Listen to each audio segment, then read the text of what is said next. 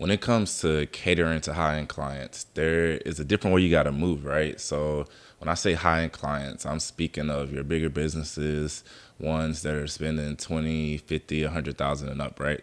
So essentially they don't like to do anything. They love to be lazy. They are very experienced, so they will bring a lot to the table as far as what they're looking for.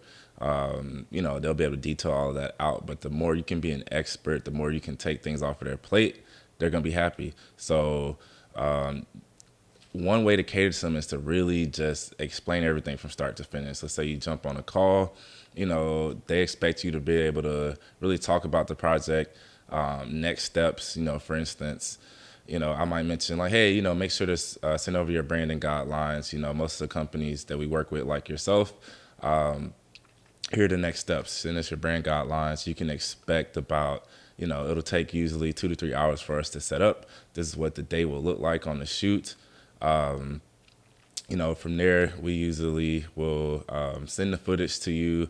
We'll back it up to Dropbox. We'll store it for up to like a year or two, different things like that. Just really explaining to them the whole process, how long the edit will take, and just kind of making it very easy for them to understand. And then also, like, in my proposals, different things like that, I'm putting the editing timeline. A lot of these bigger projects, for instance, I'm shooting a commercial right now that's taking like 6 different shoot days for a school. And one of the things that I did in that proposal was really list out the whole editing timeline. Okay, video 1 can be done this time, video 2 can be done this time. Just really being an expert, letting them know like, hey, yeah, this shoot should take about 4 hours. This shoot should take 6 to 8. It really does take time and experience, but there's different things. The more you can tell them, the better. A lot of things that I do in my proposals is I record a Loom video. You've seen me use Loom throughout this course, or you'll see it in the videos coming up where it just screen records, right? So when I know I'm using a lot of technical language or it's a very lengthy proposal, I'll go ahead and screen record just to save myself time for a call and to make it easy for them, right? So I might be like, hey, you see this in pre-production, this is why we charge this. You have these different options, here's what you get with this. They really love that. It just feels like a higher end approach. If you're doing something more creative, like a narrative commercial, different things like that, I tend to put pitch decks together for those, right? So, just really making them feel like they're investing their money in a good place and a company that's invested, right? There's a big difference between, okay, hey, for this $3,000 to $5,000 project, I'm just going to send you a black and white letters and paper or screen type of contract versus, okay, hey, now we're getting into 50,000 and up. I'm going to really sell myself, include, and the thing I love about PandaDoc, it lets me do that for no matter what the project is, but I make sure I add that page in PandaDoc on my bigger proposals where I am, adding in client reviews, testimonial videos, different links they can click, different things like that. Those things really help, right? And they don't want to have any questions. And then as far as like engaging with them throughout the whole thing, right? I tend to use a lot of different softwares. I spend a lot of money on just client experience and software. So, as simple as it is, a Calendly link or a phone call scheduling link, right?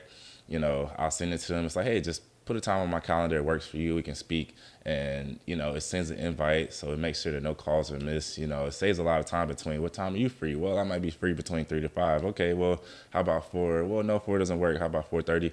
Skip all of that, right? So I'm always setting up a call scheduling link. I have a quote form for them to fill out, right? So I'll send it over and say, hey, please fill out this quote form before our call so I can get to know more about your project and really help make the call productive and give you an accurate quote, right? So it has tons of questions that one show that I know exactly what they need for that project, and I'll segment it out. I have interview quotes, I have commercial quotes, I have event quotes, so all different things tailored to what they're looking for. That makes the process to seem higher end, like you're more experienced, different things like that. Other software things that I'm doing, or just kind of little tricks of the trade here is like, when I'm doing bigger projects, it's like, hey, you'll have a dedicated project manager to you and your project. So for instance, once again, going back to that 6-day shoot, right? there's a lot going on. So what we'll do is I have my project manager keep them updated. One, this keeps my time free so that I don't have to communicate so much with the talent.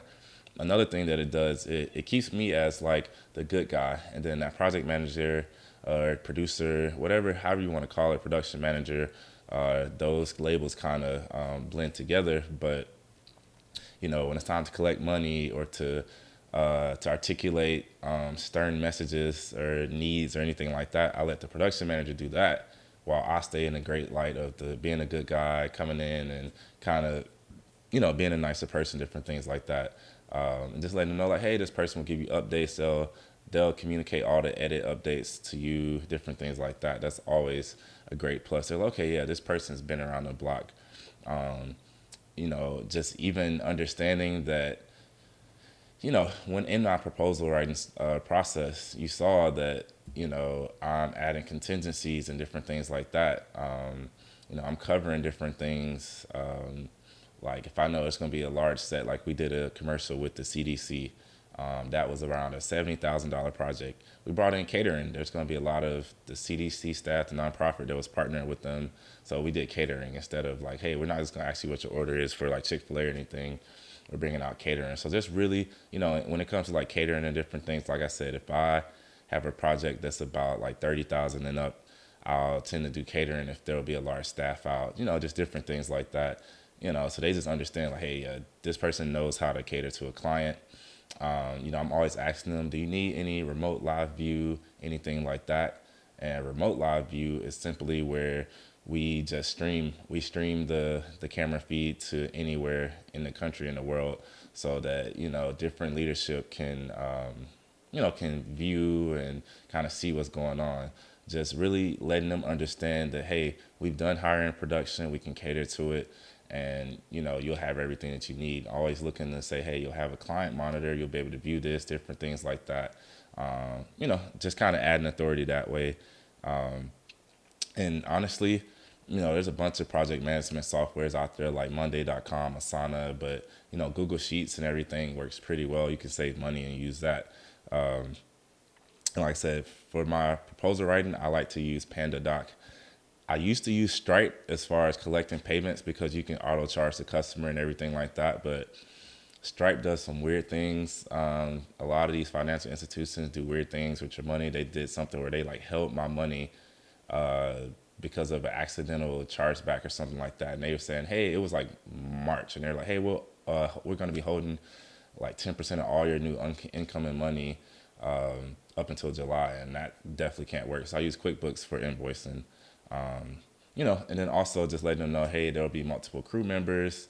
We want to make sure that your production's done well, done quickly. So the more crew members I can have, the less room for error, different things like that. Even in the editing process, I list out all my editing so they know that, hey, we have an assistant editor, we have somebody cutting, we have somebody doing color and sound. So you'll definitely have, timely turnaround and let them know like, hey, there's an editing supervisor as well. Who once all that's done, there's a supervisor who comes in and makes sure that it's all looking polished before you even see it. Just different things like that really helps when you're speaking to that higher end client. And I'm doing things now to where exactly this quality that you see, I'm connecting my camera to my computer through my ATEM Mini just so I can have a great video quality. Just to show the clients that they're getting a premium feature. We really want to position ourselves to be production companies where we're providing, Porsche, Mercedes type of service and attention. Chick-fil-A just really giving them that attention and detail, following up right after, and this is kind of out of high-end clients. This is something that you should just do in general. But if I'm on a Zoom call with a client, say, hey, can I schedule a follow-up? Scheduling it right then and there. Bringing team members on the call, different things like that to help take notes and everything. That just really lets them know that they're getting a high-end experience. And just to name a few things that I've seen, different questions such as like, hey, how many decision makers are in the process? Once we get into the editing phase, how many decision makers will be a part of that process? Just just it's just the little things in communication. Just let them know, like, hey, they've really dealt with some higher end clients, because this is exactly something that we deal with. Working with bigger companies and different things like that. That's one of the things that you'll see. So yeah, that's pretty much it. And a lot of times the higher paying clients are really much easier to work with than some of the lower paying clients. So I really kind of gear and tailor everything that I do to those clients. You know what I mean? If they don't want to take the time to fill out a quote form and do this and that, they probably don't even have a team big enough to even handle just the time that it takes to do that. Versus, hey, this marketing director, they're tasked with this project, and that's their sole job description, is to make sure this project gets done, to be attentive to detail. So different things like that, I'm making sure that it's tailored towards the higher end clients.